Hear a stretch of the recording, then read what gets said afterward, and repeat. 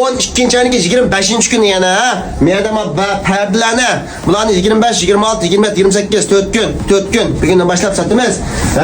Bu endi bular raqti paxta marshans dedi. Tushungan.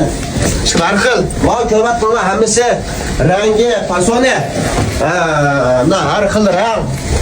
Endi buniki metr sanosa bir parchasi 3 metr, ikki parchasi 6 metr oldu shunaqa. Shunaqa bo'lamdi.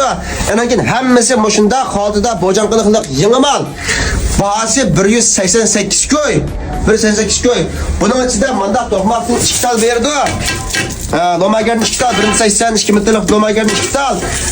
Onun için mavi neyse, o neyse çıkıp pecer, hemmesi tuluk. Demek yana bir perdene 6 metrelik bir perdene bütün hemnesine öz apır mahvla kurvasını bulduğu halde 188 koy. Yani hemmesi yanımal, erşömez.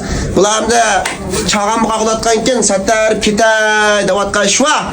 Yani ki onun olsa guanguylu yişani kötüsünki salp astıda yidongon suva. Yidongonsun astıdılar.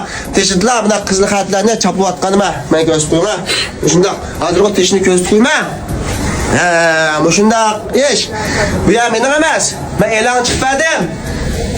Setleşi 188 koy. Bu camisi 100 neştol benazike 6 metre perde. Hemmesi yeni. Buna kılılığı körpak sana buldu. Hemmisini doğup avalma digeçler perdeçi lobeller olsun mu? Mekkep özlerinden değil sanlar buldu. O ne? Bazı teşe çıkım köz koy buldu. Buna hemmisi her xil. Ma tamda muştu bütün körengini fakat ma'nın rengi.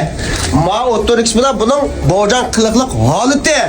Beradigan narsa muşu perde aynan keyin ma pejar hamma narsa to'liq bo'ldi. Teşe chiqma. Qandigini.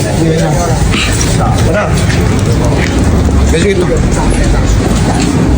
Batrap ağı yedin olsa bu yerde bunu 32'ti. Mesela şu 32 üstü var. Böyle 88 koy hemisi. Hazırdan başlayıp kelsanlar buldu. 28. esla ahırlaşıdı.